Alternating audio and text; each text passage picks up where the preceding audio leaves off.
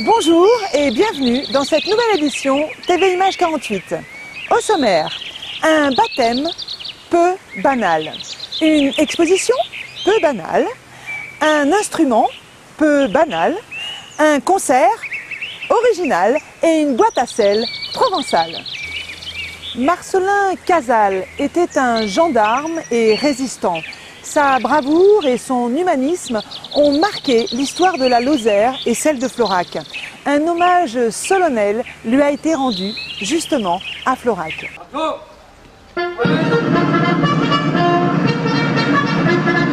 Présentez. Oh.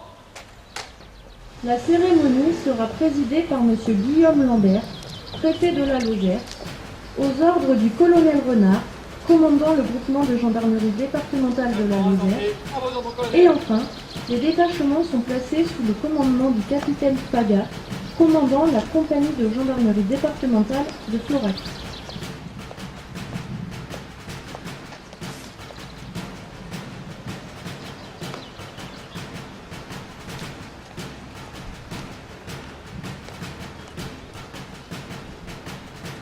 Opposé. Oh.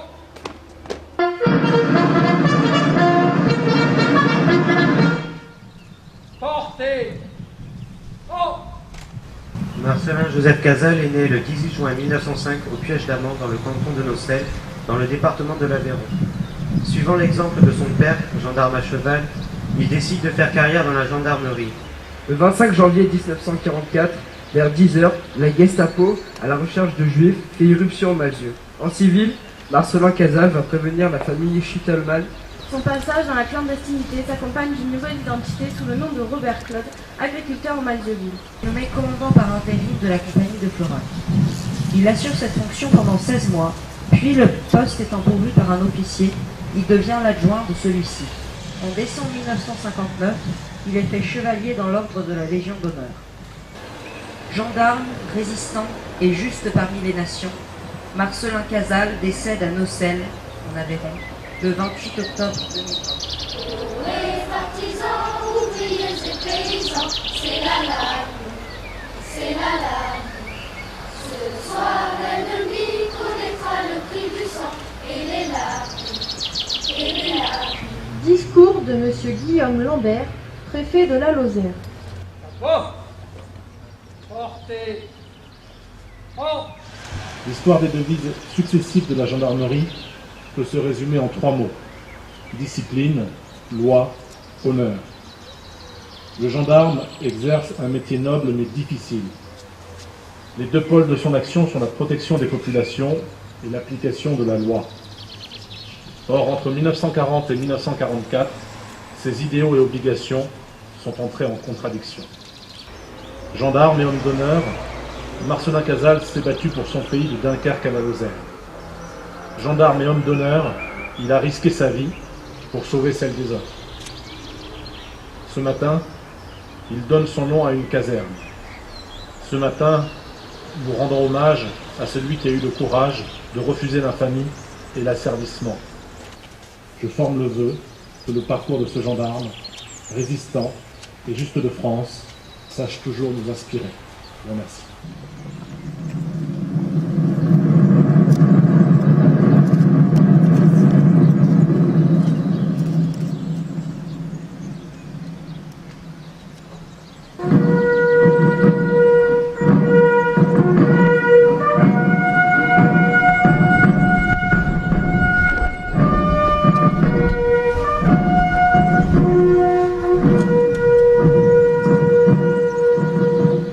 Aux armes,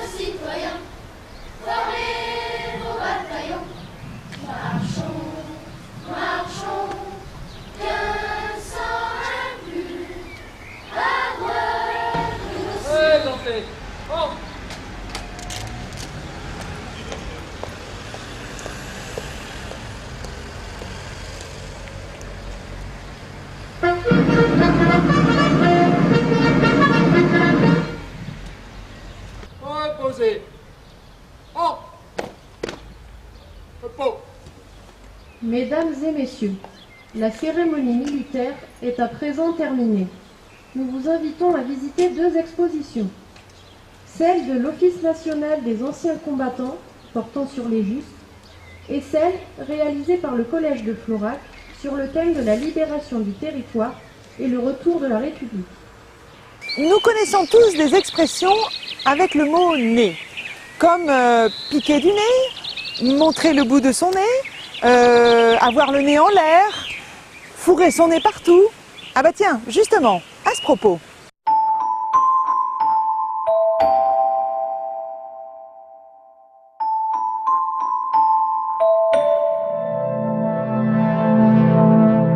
Alors pourquoi les nez? Souvent la question revient, elle est tout à fait légitime. Eh bien parce que j'aime beaucoup travailler la terre avec les mains, que l'anatomie, ce sont des sujets qui m'intéressent beaucoup, et puis qu'à force de travailler, je trouvais que les nez étaient difficiles à faire, et puis je me suis dit, mais pourquoi pas isoler cet organe du corps? Et donc je travaille les nez isolés de leur contexte, le visage, et puis le nez pose question parce que le nez nous apporte énormément d'informations sur l'odorat, et l'odorat qui passe dans notre cerveau nous commande beaucoup plus qu'on ne le croit. Donc c'est un organe de vie qui est extrêmement important. C'est pas forcément l'objet de notre visage que l'on soigne vraiment, il est moins maquillé peut-être dans nos civilisations, donc il est un petit peu méprisé. Donc je trouvais que c'était aussi une raison de le valoriser en le mettant en scène d'un point de vue artistique. Et puis, dans la langue française, nous avons au moins 50 expressions qui incluent le mot nez.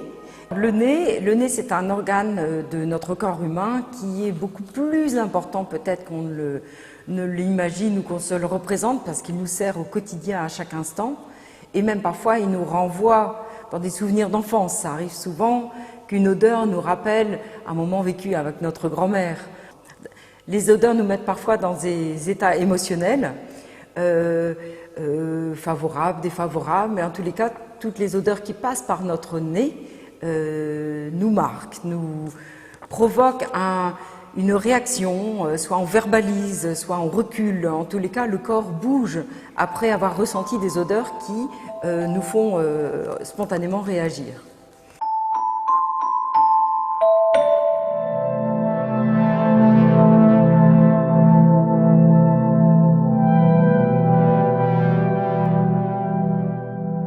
Vous connaissez tous aussi l'expression « mettre son grain de sel ». Eh bien nous aussi, nous allons mettre notre grain de sel dans une boîte à sel.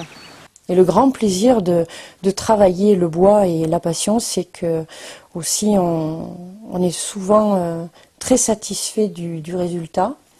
Bon, il faut reconnaître que des fois, il y a quelques défauts que l'on voit soi-même et que d'autres ne verront pas, mais c'est au travers de ça que l'on évolue, parce que c'est un métier dans lequel on apprend tout le temps.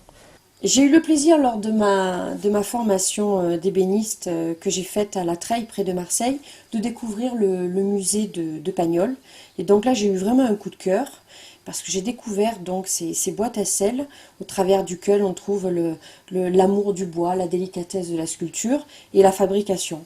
Donc à partir d'un bout de bois brut que l'on travaille, que l'on met en forme, après on se retrouve avec cette boîte à sel qu'on n'a plus qu'à construire, parce qu'en fait j'ai décidé de pouvoir donner ce plaisir à des gens qui ne savent pas travailler le bois et qui ne font que sculpter, de façonner toutes ces pièces différentes, qui puissent les sculpter et après rassembler leur propre boîte à sel. Et donc je vais vous montrer comment on assemble une boîte à sel tout simplement.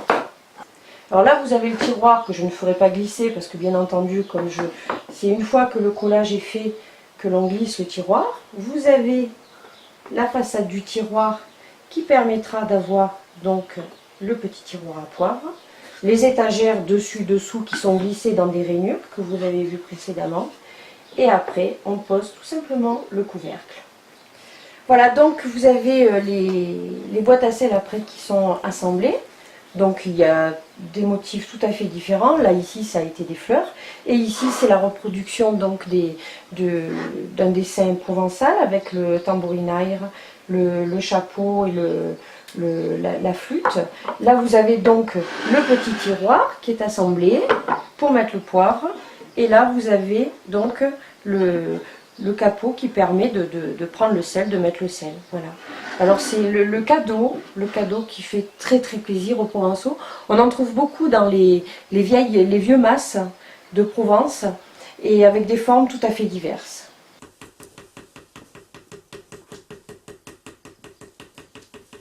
Donc j'ai décidé de fabriquer et de sculpter cette tête car Gaudí donc a fait énormément d'innovations sur Barcelone et quand la construction de la cathédrale a commencé, c'était il y a plus de 130 ans et malheureusement ce pauvre homme n'a pas pu voir la continuité puisqu'il s'est fait écraser par un tramway. Et son corps a été donc enterré dans la crypte en dessous de la cathédrale et à côté duquel ils ont mis donc ce beau portrait de lui, cette tête qui a été sculptée dans la pierre et moi j'ai voulu la retranscrire dans du bois parce que je trouvais qu'il était très beau d'abord. Et malgré toutes ces allures très strictes, très dures quand même, on arrive à trouver la sensibilité et une œuvre d'artiste qui a été faite dans la pierre et qui traduit bien l'homme qui pouvait être.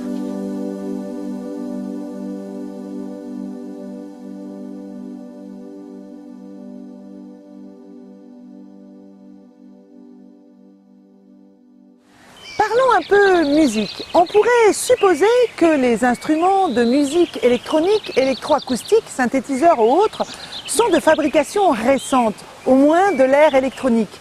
Eh bien pas du tout. Regardons.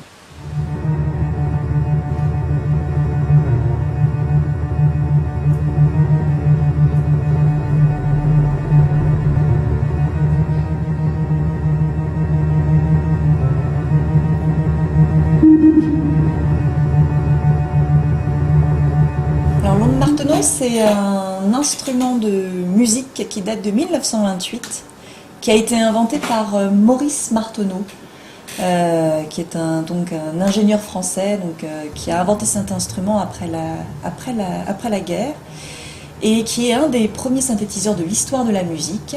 Vous avez donc un clavier qui est ici. Alors ce clavier, comme vous pouvez le voir là, j'en joue et il n'y a pas de son qui sort. Et j'ai besoin, pour que le son en sorte, j'ai besoin de synchroniser ma main droite avec ma main gauche qui appuie sur ce qu'on appelle cette touche d'expression, qui est l'équivalent d'un archet ou du souffle.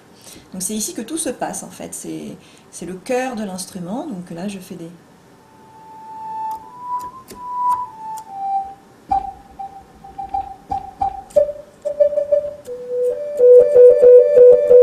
Donc je fais les nuances, l'articulation, le phrasé.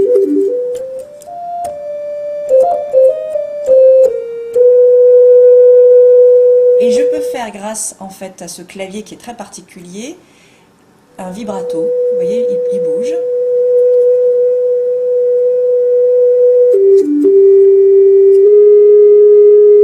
Et donc ça, c'est le mode de jeu du clavier. Il y a un deuxième mode de jeu qui est très particulier, qui s'appelle la bague. Donc c'est comme vous pouvez le voir, c'est une bague en fait que j'enfile au bout de mon index et qui me permet de faire des glissandi.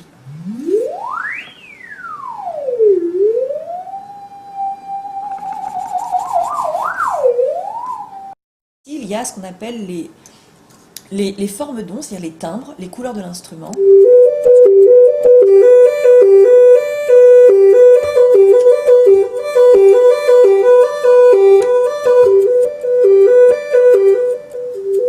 Et comme vous pouvez entendre, je peux varier la couleur du son grâce en fait à ce tableau de bord.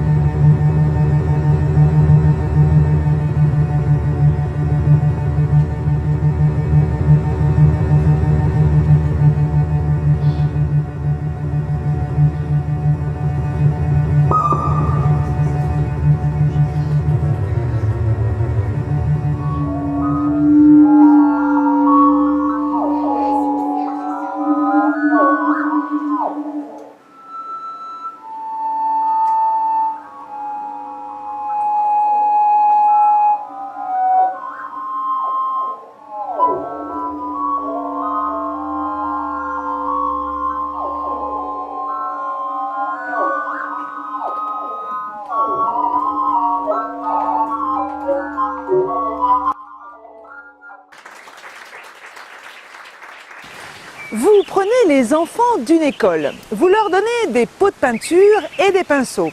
Vous rajoutez Monsieur Gaël Simonet et voilà ce que ça donne.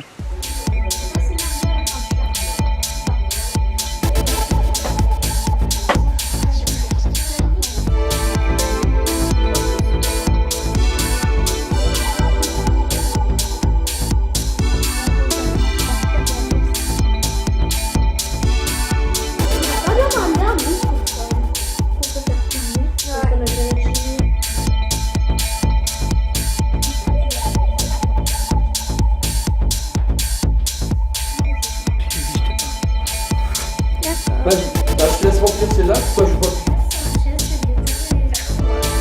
vois. Donc aujourd'hui pour cette seconde séance, nous allons travailler sur nos fameux panneaux. La semaine dernière nous avons réalisé des aplats de bleu. Aujourd'hui nous allons passer au travail de cadre, mise en couleur des cadres. Avec laquelle couleur déjà on avait dit ? Orange. Effectivement, donc nous allons devoir travailler ici sur les parties orange. C'est un travail très fin, très délicat. À la différence de la semaine dernière, où nous avons étalé très largement de la peinture bleue, bleu horizon, la couleur des soldats de 14. Et bien là, aujourd'hui, on va travailler avec des petits pinceaux, et donc en couleur orange. Pourquoi des grands panneaux et des petits panneaux? Donc je vais expliquer un petit peu pourquoi cette nuance de format. L'idée, c'est que dans le sentier de mémoire, il sera jalonné donc, de différents panneaux. Des petites plaques qui viennent en fait rendre hommage aux 58 poilus de Florac morts donc, lors de ce conflit. Donc sur chacune petite plaque, le nom sera précisé de ces 58 soldats. Et sur les grands panneaux, c'est plus des panneaux d'information sur l'histoire en fait, sur le déclenchement, qu'est-ce qui s'est passé exactement, le contexte national. Il y a aussi une partie de ces grands panneaux qui sont dédiés aussi à la mémoire d'un soldat. Puisqu'au total, il y a 6 panneaux, 6 panneaux pour chaque année du conflit, de 14 à 1919. Qui en faut, d'accord? Quand tu veux faire un trait au pinceau comme ça, c'est pas la peine de faire comme ça. Pour l'instant, on va déjà faire des traits. Vas-y, je te laisse remplir.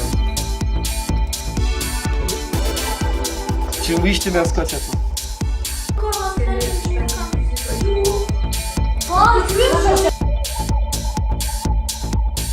En bordure du causse de Sauveterre, à plus de 900 mètres d'altitude, la ferme des Boissés surplombe les gorges du Tarn. Ce hameau, très représentatif de l'architecture cosnarde, sert de décor à des créations musicales et aux arts du son.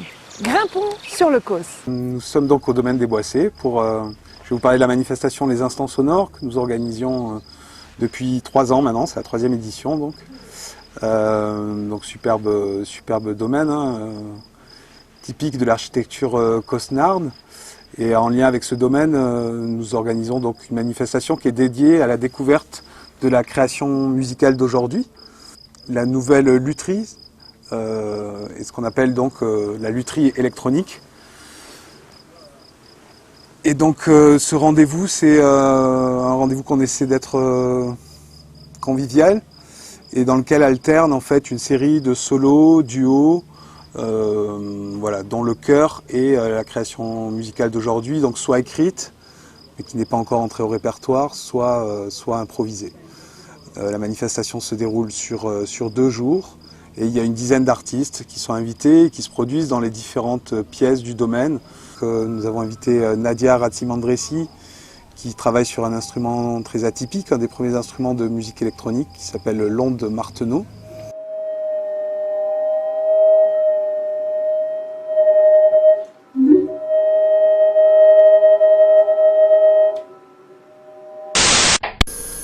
Ensuite, une compagnie de danse, la compagnie Greff, nous interprète une courte pièce de danse, Elder, et qui a la particularité d'être accompagnée en live par un musicien, Francisco Merino.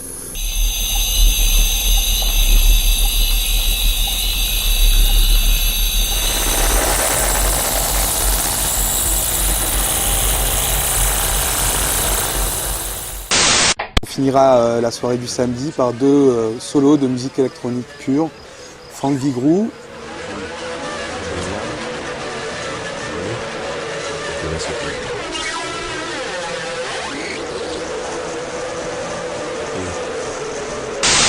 et Shep Noise, qui est un jeune artiste qui vient du DJ et voilà, qui vit actuellement à Berlin.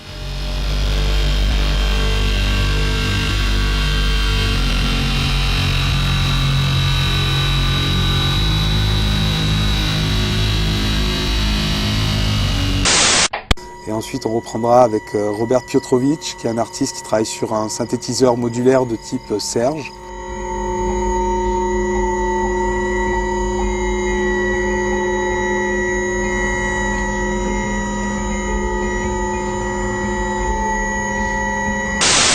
Eric M, qui a la particularité de travailler le son avec des platines.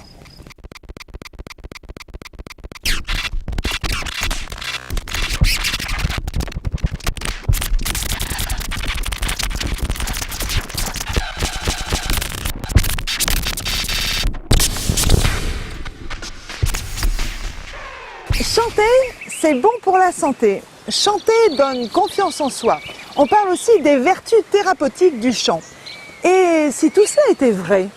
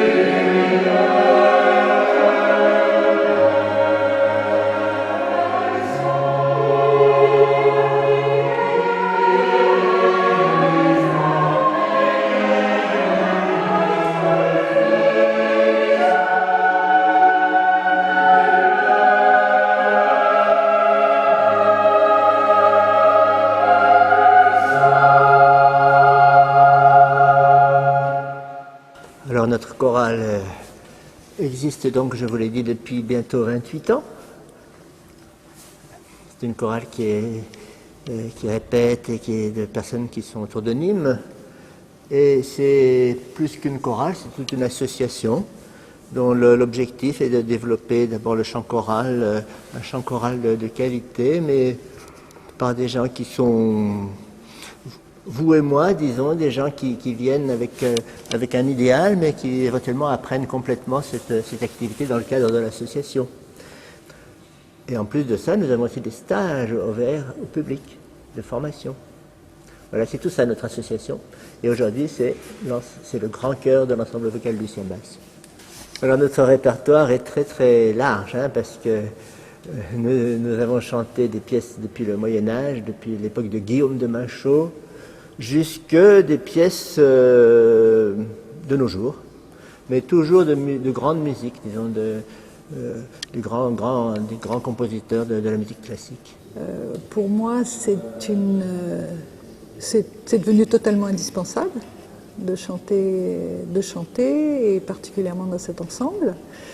J'ai découvert beaucoup de choses, j'ai découvert la musique, beaucoup de formes de musique que je ne connaissais pas, et j'ai découvert surtout une pratique vocale qui est très intéressante parce qu'elle développe en même temps l'expression musicale, l'expression vocale. C'est une découverte, hein, la découverte de sa propre voix, je crois que c'est une découverte. Ensuite, elle développe aussi la pratique de groupe, c'est-à-dire que c'est aussi quelque chose de très important de chanter avec d'autres et de savoir écouter les autres. Et puis, je crois que la dimension de générosité aussi, parce qu'on prépare des choses qu'on donne ensuite à un public, qu'on fait aussi découvrir au public. Donc c'est très important et j'envisage pas de ne pas chanter.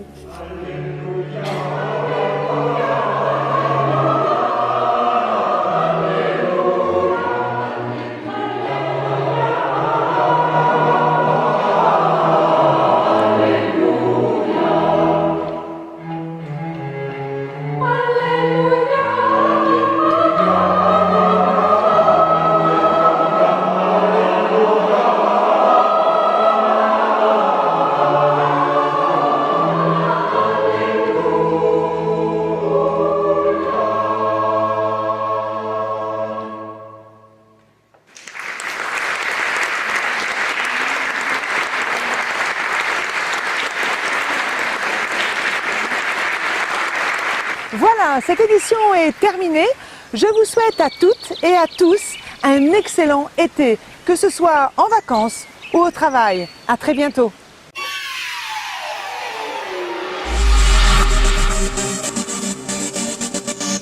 Thank you.